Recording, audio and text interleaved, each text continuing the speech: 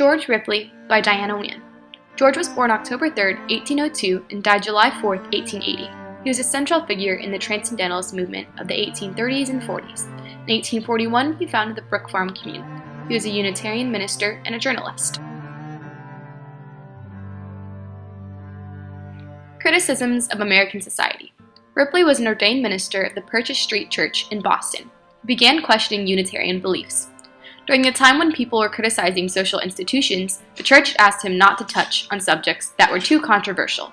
He gave a sermon titled, "The Temptations of the Times." The sermon focused on the way people were idolizing wealth. He believed that he should speak the truth, or no good would come to him or the people he preached to. In 1840, he left the ministry. Unitarianism focused on empirical proof that Ripley believed was superficial, irreligious, and false in its primary elements. He embraced the view that religious truth was intuitive. There is no need for proof of God. Ripley's early life was greatly influenced by women. He believed in equality and criticized educational and social restrictions.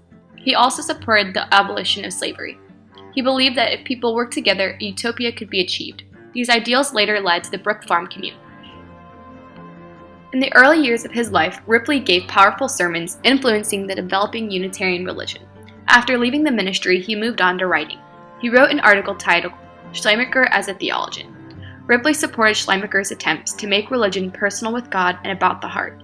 In his publication of The Rationale of Religious Inquiry, Ripley expressed his views against Unitarian church elders that made it a requirement to believe in miracles to become part of the church. Ripley, Ralph Emerson, Frederick Hedge, and George Putnam met and formed the Transcendental Club in 1836. This name was given to the club by the public. The club was created for like-minded people, including women. Ripley edited specimens of foreign standard literature, 14 volumes that explained the ideas of Transcendentalists. Ripley became interested in associationism and began a community with his wife along with other investors called the Brook Farm Commune. The community was centered around transcendental beliefs. The founders believed in pooling labor and having time for leisure of literary and scientific pursuits. Members worked together to benefit the community for 7 years. During leisurely hours, people enjoyed music, dancing, card games, costume parties, sledding, and other activities. Unfortunately, in 1846, the community was facing too many financial problems and could not go on. Ripley later wrote as a freelance journalist. Why his works were interesting.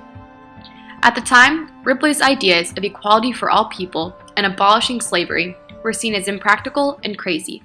Eventually, Ripley's beliefs would be adopted to American society. Women gained rights and slavery was abolished. His most astounding work, Brook Farm, also left him drained of money and caused stress to his marriage. Obsessed. Worldly perfection is impossible. Ripley was obsessed with creating perfection in his utopia. He contacted reformist leaders such as Margaret Fuller and Ralph Emerson that did not accept his request to join the community. He put all of his effort into all of his work and was found dead lying on his work in 1880. Lasting impacts on American society. Ripley was not afraid to speak out against the church and fought for equality in his written works and community. His ideals left a mark on progressive movements in the 1840s. American society now strives for the American dream in the same way he worked for perfection and equality.